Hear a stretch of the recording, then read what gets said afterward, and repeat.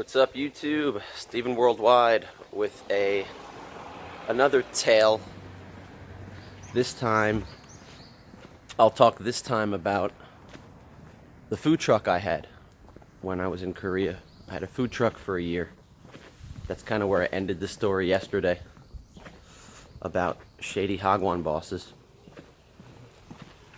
Today today's a little bit stressful because I have an observed lesson. Somebody from the company is going to sit in the classroom for one of my lessons and observe and critique me. So pretty much have the lesson almost all planned out already. I know what I'm going to do. I have the materials prepared, and I'm on my way to work about a half an hour earlier than usual. So that's going on today. I'm actually psyched about it, and I got nothing to worry about, so it's not like I'm going to get fired or anything. Alright, so food trucking. What is this all about? So if you watched my other video, you heard about, I told the story of what happened to me, how I got taken advantage of and lied to by my private school manager. He was running out of money and not telling me that his school was going out of business, and he wasn't living up to the contract that we signed when I got hired of what he was going to pay me. And I felt helpless. I had nowhere to go, nowhere to live. I couldn't find a job. Nobody was giving me any good advice of what to do. The local government wasn't helping me recover my money from this guy. And a lawyer told me that if the guy's broke, there's nothing you can do. So I walked away from that because I luckily was offered a job at the church that I was going to teach English at their school. And at the same time, me and two other buddies of mine purchased a food truck. A little bit of background on this food truck. So there was an American guy, actually a guy from New Jersey, just like me. He was living in the city, the same city that I was in Gwangju, and he wasn't an English teacher. His girlfriend, he went there with his girlfriend. His girlfriend was an English teacher, and he was just there on a tourist visa, and he just kept renewing his tourist visa. And he was a bartender and a cook, so he was working at some local restaurants that were just run by foreigners. And he was a nice guy. Everybody liked him. He was a popular guy. I don't know if everybody liked him. Actually, not everybody liked him, but he was a sociable guy. And he went to a festival, and he cooked up some delicious food at a festival. He had a table doing Greek food. And I think he did kebabs and a couple other things, and it was a big hit, and he won the competition as far as the best food and the best table.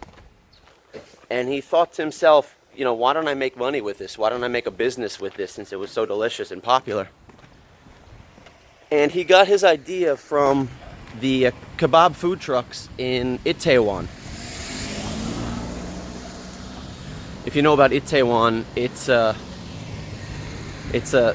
right in the middle of Seoul, and it's a place near where the U.S. military has been stationed for 60 years, and now it's a popular place for more than just foreigners to go to. Koreans go there now because it's been, I guess you can say it's been gentrified. There's a lot of delicious restaurants there. There's a lot of fun places to go and hang out, whereas 10, 20 years ago was a place where Koreans didn't want to go there because it wasn't as friendly as it is now. So in Itaewon there are plenty of places to get a kebab. I'm talking about a Turkish doner kebab. And if you don't know what a Turkish doner kebab is, you got to go out and get one. They're really delicious, but they're done in so many different ways. It's kind of like a hamburger. You know, wherever you go in the world to get a hamburger, it's going to be totally different. Not totally different, but different bread, different.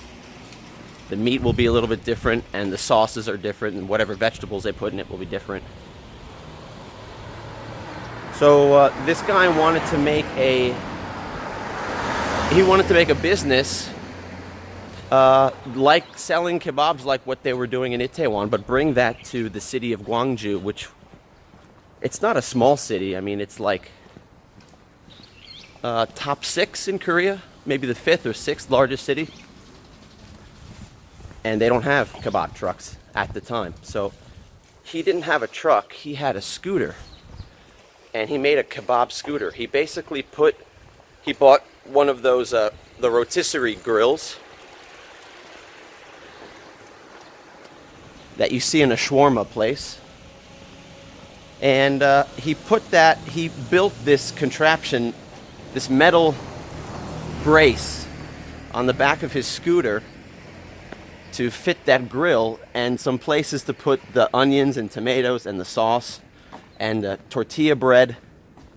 And the kebabs were delicious. He made a kebab scooter, and he parked it outside of a club, and there was a line of people, and he couldn't serve them fast enough. In other words, the shawarma, the big hunk of meat that's rotating on the grill, as you cut that, it was not cooked enough to feed all the waiting people online. So I remember going up there when the line was short, and he said, look, come back in 15 minutes, it's not ready yet. And it was a drag. I ate one of them in like the 6 months that he had that thing, because I didn't want to wait online for 15 minutes, and I didn't, you know, when you walk by it, you want to eat it, but you don't want to sit there and stand around forever. So he improved it. He knew there was a lot of money to be made, and he made enough money on the first run with that motorcycle, with a scooter, that he got a truck. He bought a small box truck. He traveled, him and his girlfriend traveled, I think they went to Vietnam or Cambodia. They went somewhere, and he got some more ideas. And when he came back, he bought a small box truck. He painted it himself. He came up with a name. He got decals. He put a big sign on the truck. And it was called Kebab Burritos, because he made kebabs and he made burritos, basically. And he added a couple other things to the menu, and it was a big success. There was a long line of people every night on the weekends at the club. He would drive it around, and he would go to different bars and park outside at different places. And local magazine did a write-up about him, and he was a successful guy, and he did it all by himself. And to be honest, there were... You gotta be careful around here. These streets are so small. You have so many cars, you know, during rush hour. You have so many cars, so many people walking, and so many bikes. They race around on their bikes. And what freaks me out is that moms carry their kid on their bike, or 2 kids, one in front and one behind them, and nobody's wearing a helmet. And I think that's retarded. I mean, like, if you get in an accident and hit your head, you will be retarded. So if I had a baby, if I had a kid that was a toddler, I wouldn't be riding around on a bike with no helmet with the kid. It just takes one time. You knock the kid over. The kid knocks his head and is dead. So that part kind of freaks me out. And this lady almost just ran into me, and she had a kid on her bike. And I'm walking, and she's, you know, racing around on her bike. So you just saw that. Oh, where was I? Yeah, so he built this truck. He made the recipes. He created this menu, and it was a success. And I remember walking by and saying hi to the guy, and he said, we decided to go back to the States. I'm going to sell this business. And he only had that truck for 2 months after he built it. And I walked away thinking, whoever buys that truck's going to make a ton of money. Because there's a line of people on a Friday or Saturday night downtown outside the clubs. And he's charging, $5 for a kebab or a burrito. And it takes him, less than a minute to roll one of them up. So he's making pretty decent money. There's no overhead, there's no rent. And I just said that's a pretty good business for somebody who wants to do it. And I remember telling one of my buddies who was teaching also, I told him about that. And I think my buddy was asking some of his close friends who wanted to do it, Korean friends, and they're just like, no, I'm not going to do that, or I don't have the money. So he came back to me and said, hey, how about we pool our money together and buy it and do it, make it happen, keep it going. And he got one other person. So the three of us met the owner, and we bought it. We bought the food truck, the business. And we made a deal with the guy.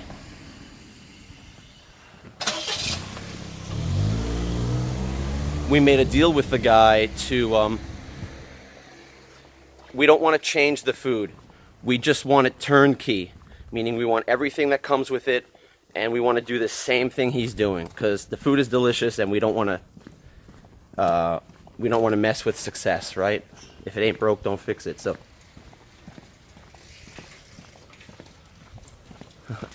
I almost just saw a T-bone collision of two bikes. Yeah, it's like a what do you call that when you have all those cars in a ring that are crashing into each other? A crash derby, a roller derby, or whatever you call that, where cars are crashing into each other.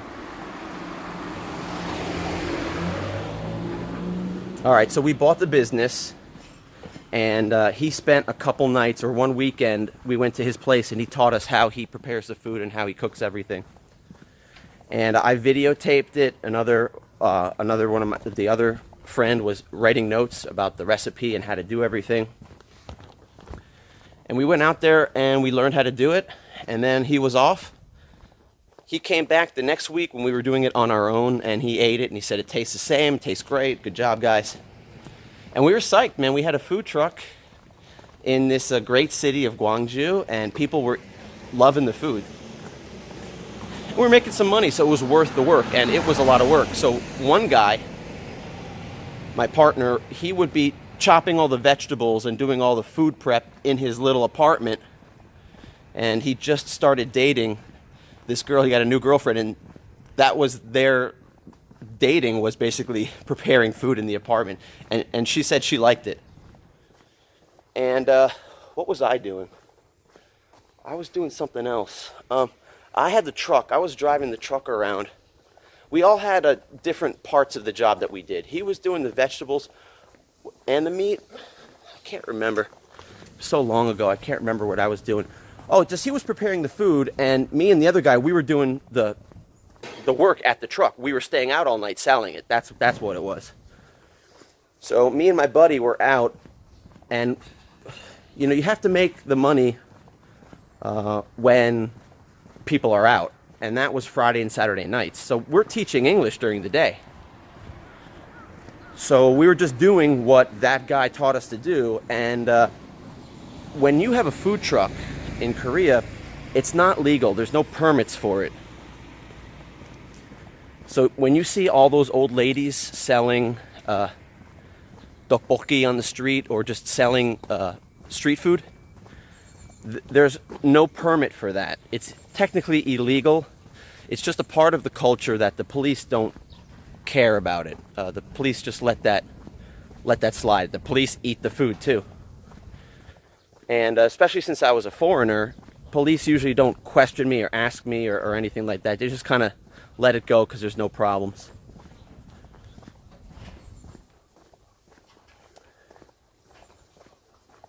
That lasted about 3 months.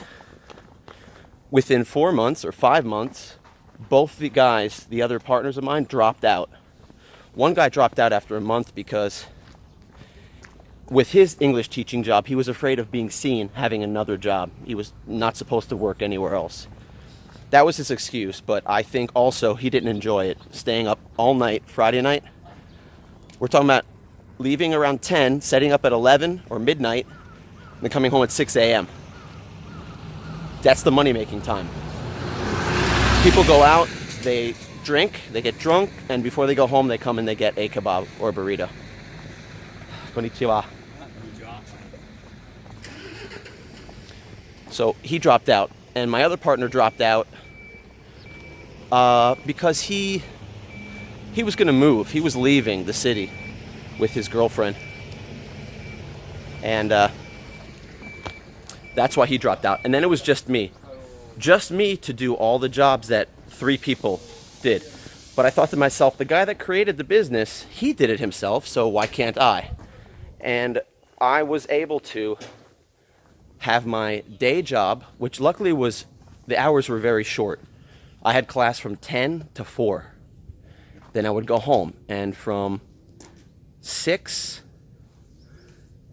to whatever, 10 or 11, I was chopping vegetables and cooking chicken and making sauces and getting all the food ready. Then Friday night, I would load up the truck, take the truck to the spot, plug it in to the electric outlet with a extension cord in the club. The club owner let me do that, and I gave him some money to pay for the electricity, but that would heat up the rice cooker that I had, the hot plates that would cook all the food and get it hot, and then serve from the truck. So I wasn't cooking at the truck, I was just making everything hot. All the cooking and preparation was done in my apartment, and that's another thing. I'm living in a 1-room apartment with a huge picnic table of all this equipment, almost 2 picnic tables worth of equipment, including the shawarma grill. And I'm grilling the meat in my apartment just to get it, looking brown before I take it out and keep grilling it out in the truck on the street. So there was so much work. And when I look back on it, I can't believe I was able to do that by myself at that time. Teach English during the day, prepare food at night, and then on Friday and Saturday nights, I would be out all night from midnight till 6 a.m. until the sun came up. And it was a lot of hard work, but I made a ton of money. And that's how I made a lot of the money back that I lost in 2011. This took place, by the way, I had the truck in 2012. All right, all the students are unloading from the bus, so try to hide the camera from them so you can't see them, so they don't get shy. Yeah, so I did that for another 6 or 7 months after the other 2 guys dropped out. So I had the truck for about a year. Let's see, so the menu was kebabs, the menu was burritos, and we also had a rice bowl with chicken. It was basically like a burrito without the bread. It was a burrito inside of a bowl, and we put nacho chips. We loaded it with nacho chips. So you had nacho chips, you had the chicken, the sauce, you had nacho cheese, which was, we did a queso. We basically put salsa in nacho cheese and mixed it together, and it was awesome. It was so great when I was cooking the food at home. I could just eat that stuff whenever I wanted to. Now I miss it. It was successful, and I decided that I wanted to move to Seoul. After 3 years in Gwangju, I wanted to try something different and get closer to the girl that I was dating at the time. So I sold the business. It was hard to sell the business. I advertised as much as I could to foreigners, but foreigners don't want to work. And that's one thing that the owner, the creator of the food truck, told me when I said, "Can't you hire some help? You're doing everything by yourself." And he looked at me and said, "People don't want to work." And what he means by that is foreigners make a good life and a good living teaching English. They don't want to be slinging kebabs at night at a truck. So that's what he meant by that. And Koreans, I couldn't advertise to the right Koreans. I just didn't have the outlets or know the right people that can find the right Koreans to do it, because all it took was somebody that had a driver's license and wanted to work, and the money was good. In a weekend, I would make like $400 or $500 profit. That's just 2 busy nights. Imagine if you could open that truck for lunch, and in the afternoon and dinner times during the week, you would probably add another 500. So maybe $1,000 a week just to sit out at the truck and to serve food. And the food prep, you can hire somebody to chop the onions and the cabbage and make all the sauces. So when I sold it, I made a big business plan about how the food truck can be duplicated and franchised out, and a lot of ideas of where to take the truck to make money, and just how to maximize its potential, because I was just one person. I was running one truck. So luckily, somebody in the community came and bought the business, bought the truck, bought the equipment. I supplied all the menus, the recipes, and everything, and it still exists today. It's been passed down a couple more people, and it still exists today as they'll cater the food. So if you give an order, they'll come the next day and deliver to you. So it's unfortunately existing as a food truck out downtown where you can grab a kebab before you go home. That's gone. Nobody wants to do the work. So it's another amazing thing that I did. I was able to do that for such a long time that nobody else wants to do that. Unfortunately, that's gone. Unless there's more people there doing it now. But I still have the recipes. I still have the business plan. I still have all the designs. I can always build and do a food truck again in the future. And before I release this video, I'll go home and I'll sprinkle some pictures in this video so you can kind of see, what it looked like. And one of my buddies has a video of me making a kebab or making a burrito while I was out there doing that 6 years ago. And I'll put a link to his video with his permission at the bottom so you can watch what's going on. All right, I have to prepare for this observed lesson today. Thanks for watching. Subscribe if you like what I'm doing, if you like these stories, if you like my tales of teaching English and living overseas. Yeah, food trucks are awesome. I wish they had more with more westernized food around here, but that's something that you'll only find in the big cities in Asia, obviously, because there's not a lot of people that are looking for a burrito or a kebab in Asia in the small towns. All right, have a great day. See you in the next video. Peace.